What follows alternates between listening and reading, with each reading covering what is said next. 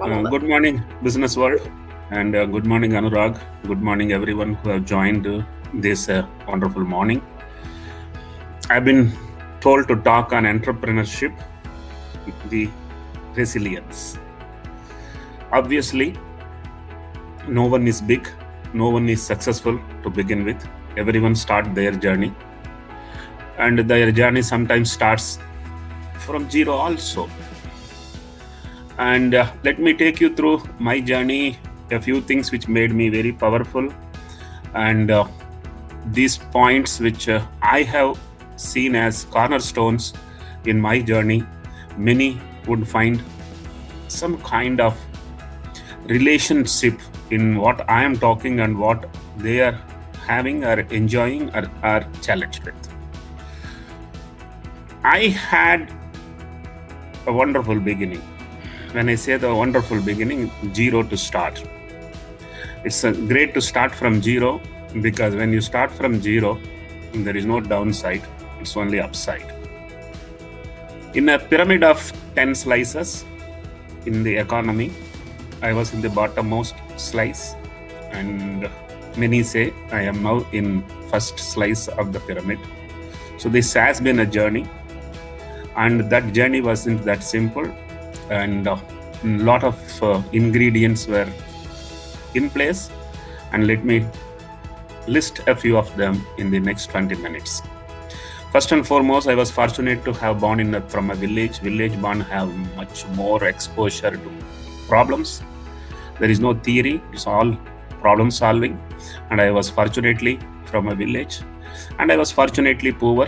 The village poverty concoction is wonderful because it gives you power to see problems, to search problems, to solve problems, and life and business is nothing but solving problems.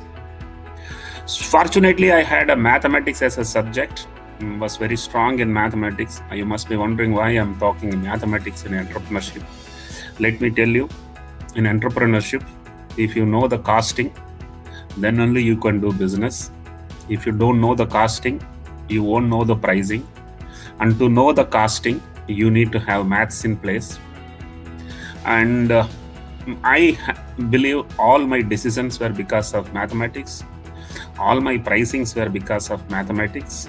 And what made me very powerful is that ability to calculate risks and calculate costs very intelligently. Risk taking is important for an entrepreneur.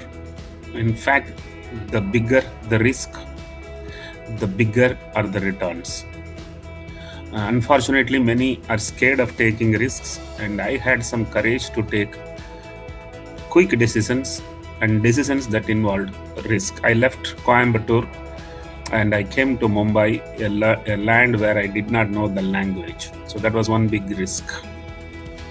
I was a government employee for a pretty long period, 15 years. By end of 15 years, you can understand what kind of comfort zones one would have got into. But I took a risk of giving up that also. And I have started the business. In the business, I have priced it very, very low. That's the biggest risk. And many were wondering whether this man will make a business out of it, because I was 1/3 or 1/4 of what my competition was charging, and I was as good as or even better than them in many ways. So I did take risk, and in fact, no one who takes a risk, or if someone doesn't take a risk, he doesn't get an opportunity to stand and tell a story in front of others. So the risk taking is important. Today, plenty of people continue to be in service only because they are risk averse and they are potential businessmen, potential entrepreneurs, but they don't see that. And also there is a belief for many people that you can start a business even in 20s. I beg to differ. I had patience to serve in a job for 37 years. And I always advise even today's youngsters, entrepreneurs, aspiring entrepreneurs, please make first someone rich. Pick up and choose an area where you want to do business. Pick up an entrepreneur who is already doing business in that area.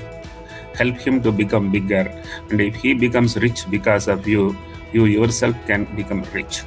So my advice is, don't learn business using your father's hard-earned money. Learn business under someone who is really already in and working.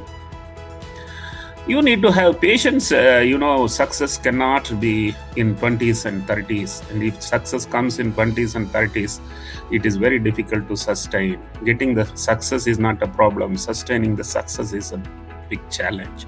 So I want people to believe that becoming successful in late 40s and early 50s is what is the true sustainable success. What made me to be where I am is my ability to focus. I think very important is focus. In fact, we need to, even for employment, we need to take managers and resources who can focus. Qualification doesn't help. Sometimes experience also doesn't help. An ability to focus helps. So that's one way of looking at focus. Another way of looking at focus, I didn't do everything in healthcare. I didn't do everything in hospital or diagnosis. And I didn't do entire diagnosis, I did only pathology. And I didn't do entire pathology, I did only biochemistry.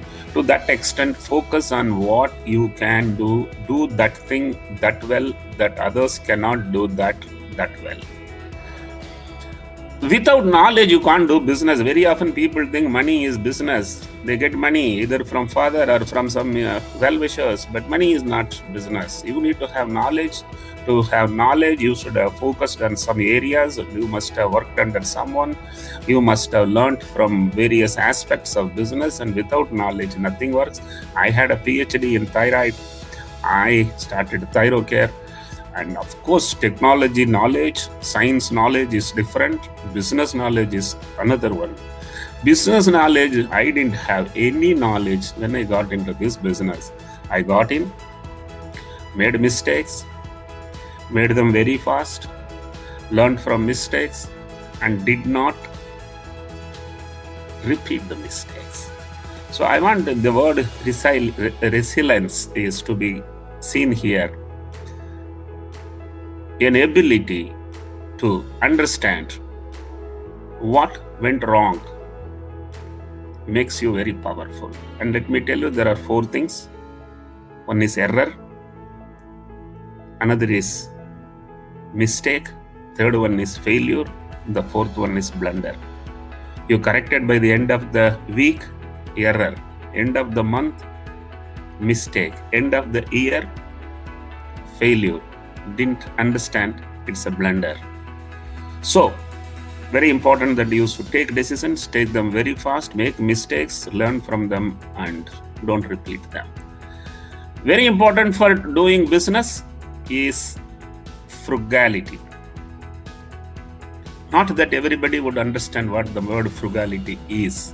Only people who have been poor will understand, because in poverty, frugality is mandatory, even for survival.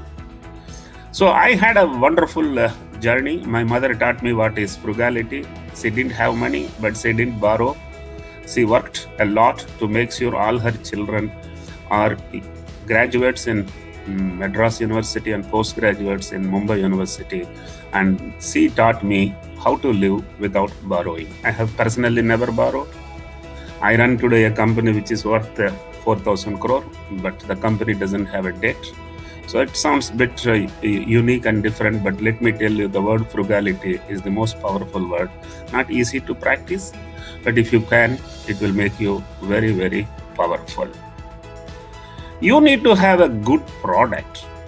Without a product, nothing will work. Very often, we think what product we have will be sold. No, that is where failures come. If there is a product, it will be pulled. If it is a good product, it doesn't need a marketing. And if the product is not good, you may have to convince somebody to buy it. So very often I have seen entrepreneurs who are failing because they did not have a product which the market needs, or they did not package that product the way in which market would have needed, or even if a good package product is there, they didn't know how to present it. So very important is a product. I found there was a very viable, profitable business in thyroid testing.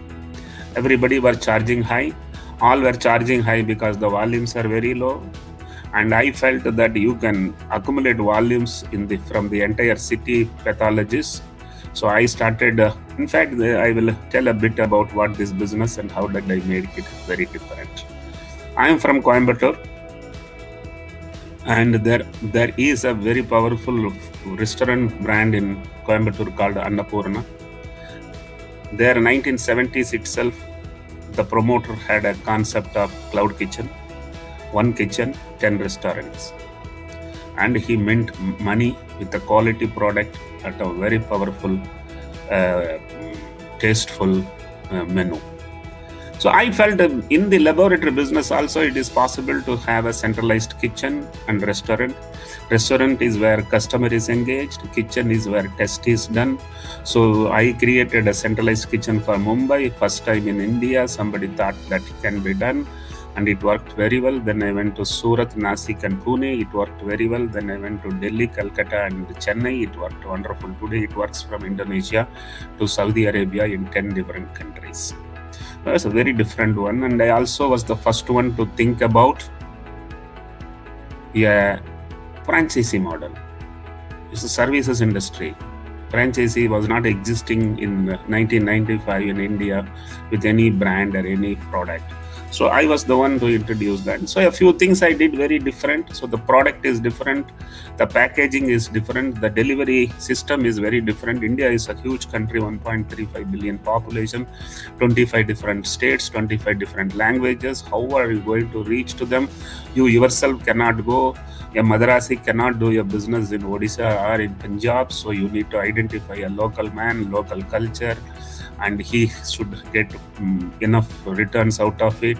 So a lot of things worked in terms of designing the delivery, designing the products. Of course, nothing happened in the first month or first year. It has been constantly evolving, and today also it is undergoing a lot of evolution. As I said, pricing is very important. The ones who price it low have been successful. The ones who price it high found it very difficult to survive. Every man is price conscious. And if you can make a product as good as someone else or better than someone else, and don't charge more because it is better, charge less even if it is better, you will find a very powerful journey. So my pricing was very, very low. People were shocked. But then today, in the entire world, India is cheapest in healthcare. In entire India, I am cheapest. And my balance sheet has got 40% EBITDA. Branding is very important. Today, people don't recognize Velumani. Velumani is less known. Thyrocare is more known. Without my title, people won't even recognize me. So the brand of your organization is very important. How to create a brand is another big learning. It can be taught in a couple of hours, but I must tell you, if you plan to make a brand, you may not make it a brand. But if you are customer conscious, end user conscious, you will be the biggest brand. I must tell you, there are 3 things which are very vital in today's business, which wasn't existing in the previous generation. I am talking about one more generation. I am myself belong to previous generation, so I am talking about in 60s and 70s and 80s. There was nothing known as IT, there was nothing known as HR, there was nothing known as logistics. No college was teaching, no MBA was there, and these 3 words have become most important in today's business. Without IT, nothing works. And the companies with more IT have better EBITDA. An IT-enabled, IT-monitored, IT-controlled business is the business which will give you the highest profitability. HR is everything.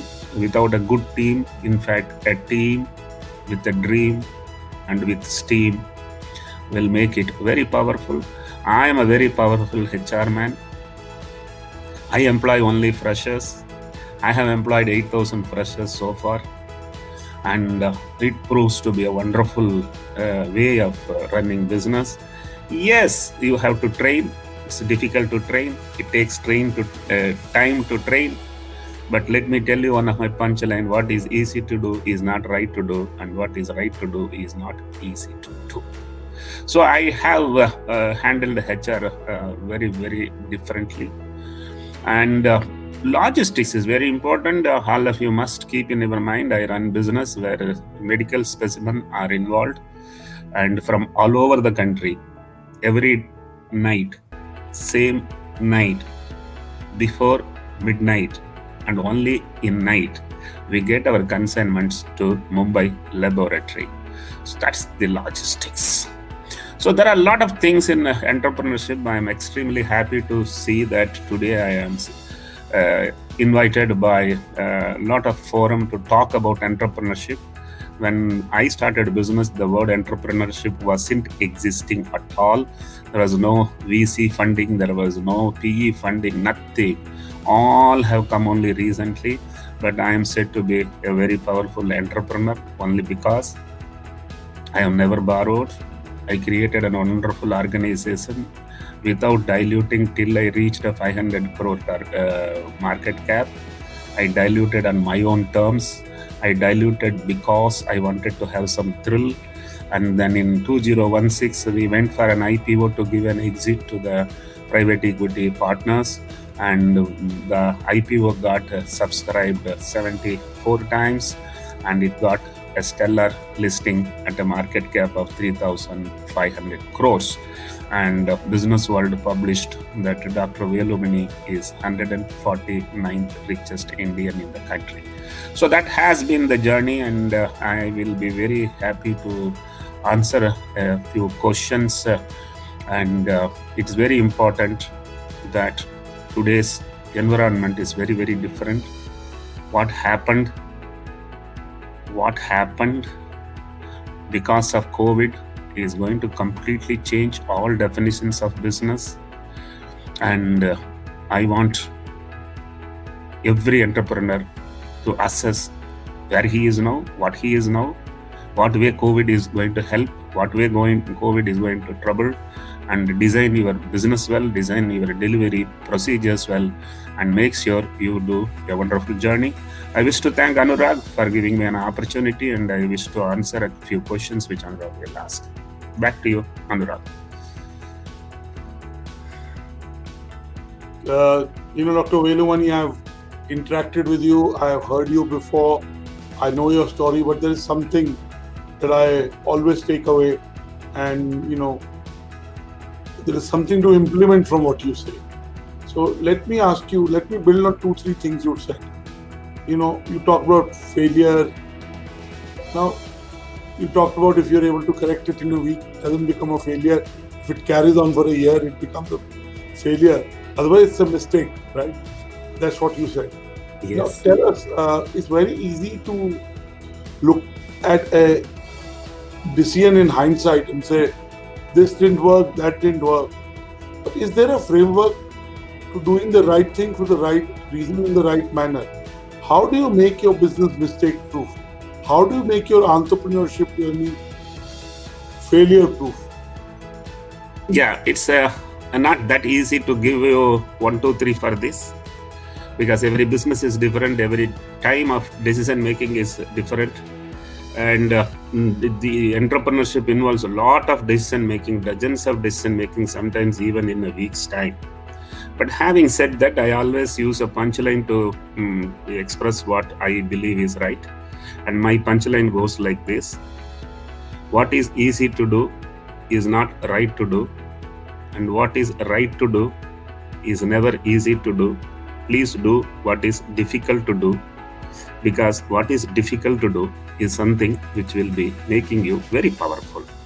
So this is very, very involved, thought-provoking. How to do what is difficult to do. So I have always planned to do what is difficult to do. When there were options, pick up what is difficult to do. But having said that, I won't be able to give an SOP of an error-free decision making. Possibly it doesn't exist. You can minimize them. Yeah, But one more punchline. There is nothing known as a right decision. There is a decision, and make it right. beautiful. Now let me ask you, talk about COVID. And COVID has really changed the way we think, the way we live. It has changed our psyche. It has changed the way we work. It has changed the way we interact. Now tell us, what are the business opportunities you see in, let's say, for Thyrocare? What did you do in the last 6 months to pivot? Because the first 1-2 months were very tough and uncertain. Give us a sense of how did the last 6 months pan out for you, and how did you remodel Thyrocare for the COVID and the post-COVID world? Yes, Anurag. Whenever there is a disruption, whenever there is a kind of distress, there are always some opportunities also. You either you look at the distress side and sit and cry, or look at the opportunity side and find out what can be done. For us, non-COVID business suddenly collapsed. What was 1.5 crore per day had come down to 1.5 lakh per day. So it was a complete disruption. But then we were permitted to do COVID testing, and COVID testing was very new to us. We did not even know what is the COVID testing machine looks like, kit looks like. But I must tell you very proudly today, in this last 6 months period, we have done 3.5 lakh PCR test. We have done more business in COVID than what we would have otherwise done in non-COVID. So now that non-COVID business is also coming back, we today see an opportunity of doing 50% more business in 2021 March than what we did in 2020 March. So there is a lot of opportunity, and I want all entrepreneurs here to understand that one industry which would have the best positive impact out of COVID will be healthcare, be it pharmaceuticals, be it hospital, be it diagnostics. This business will grow 2x CAGR for next 10 years if X was the CAGR for the last 10 years. Beautiful. Very bright upside. Thank you. Now, let me ask you, Dr. Velumani. I remember from our conversations over the years and seeing your presentations. In your presentation, when we'd be physically together on a stage, you talked a lot about your life partner, your wife. Yes. You lost her a couple of years back. How does one leader do self-care? How does one motivate oneself? I know your children have ably started to lead and work in Thyrocare. But tell us a sense of, how do you look after yourself? How do you motivate yourself to do better than what you did yesterday? Yes, Anurag, in fact, I wish to congratulate you. You are the first forum I am speaking post-COVID disruption and storytelling. And always I used to use slides to tell the story. Today I try to tell it without the slides, but I do remember how everybody enjoyed when I talked about about my mother, another is about my wife. We must not forget the roots. That's why I start my slide with my mother. And my wife also took a risk of giving up her identity to make sure that I get a proper identity. So she also left the job when I left my job, which is very, very high risk decision making. But I must tell you, the entrepreneurs need a lot of emotional support, and especially the spouse can be the most powerful support. And let me also add a punchline here. If your spouse trusts you, your energy is 100x. And if your spouse questions you, the energy is 100th of an x. So to that extent, the spouse role can play a great influence in your journey. And I was happy to say that she literally handheld me till I reached to IPO. And just 50 days before my IPO, she vanished. So for every time I tell my story, it's very difficult to tell a story without her being the part of the IPO success. But then I today have two options. Either think that I lost her and sit and worry about in a corner, or my wife wanted me to employ 100,000 people, and I am journeying towards that. We will be very happy to see that number at the earliest. Yes, children do help in, but I don't think anybody could have been certainly replacing her. Her role in the journey was very unique, and thank you for reminding that. I feel happy about talking about it. Thank you. My last question to you before I let you go.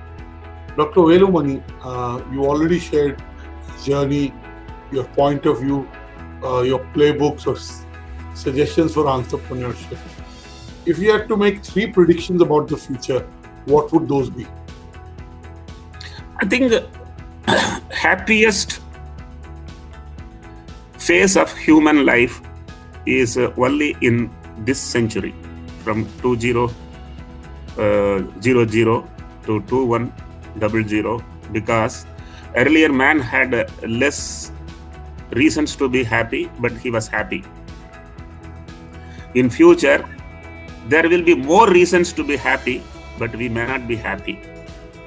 So I have a reason to believe people who are born in 2000 will be the happiest people, and people who are born after 2050 will have less happiness.